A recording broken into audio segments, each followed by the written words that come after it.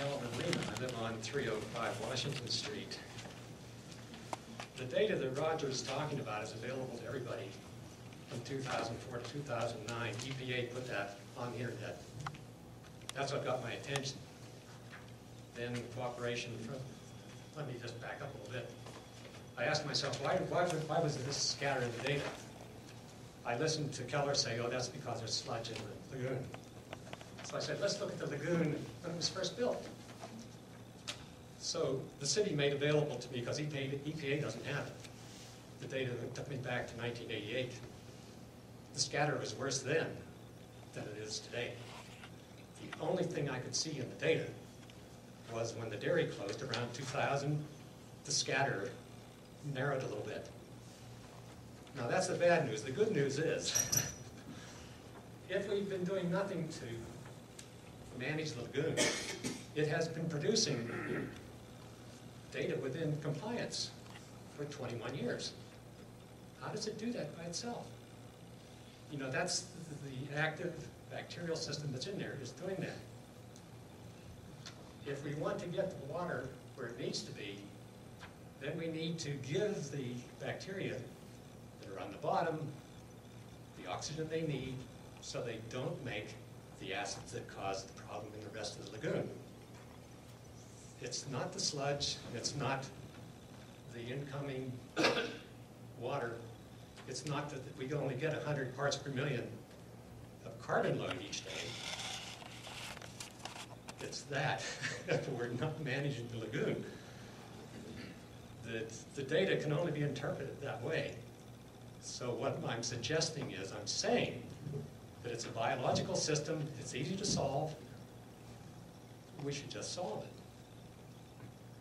I ask myself, now why do we have these two violations that Roger talks about?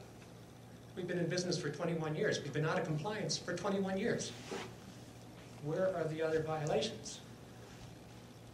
I'm suggesting that in 2007, when they gave us the permit, they said in 2 months give me a quality assurance plan, in 5 months give me an operation and maintenance plan.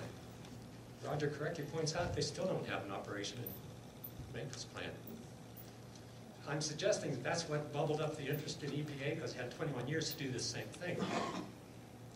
If you look at the two violations, the second violation, which you said, John, had 367 violations. The same 4 occurrences, 120 violations from the first violation notice, were on the second one. If they are cumulative, where are the ones that for the first 20 years? You know that. So all I'm saying is, we caused our own problem by not giving them the quality assurance plan and the operation and management plan. That's what got David Domingo and EPA looking at the data, because the data didn't change. We've been out of violation all this time. If you guys know where we've got another violation, please tell me, because I couldn't find it. I went back to EPA and I said, what did our fact sheet look like in 1987? And they sent it to me. And what it said there is, we just put in these new lagoons, we have updated aerators, and we're going to put in separators. If there was a separator, then the water would change faster, the algae couldn't grow. Well, that's one way to solve it. The other way to solve it is give the bacteria the oxygen it needs.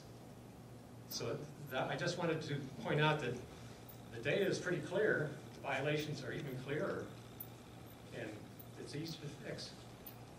We send EPA the documents that they want, we give the air to the bacteria at the bottom of the lagoon.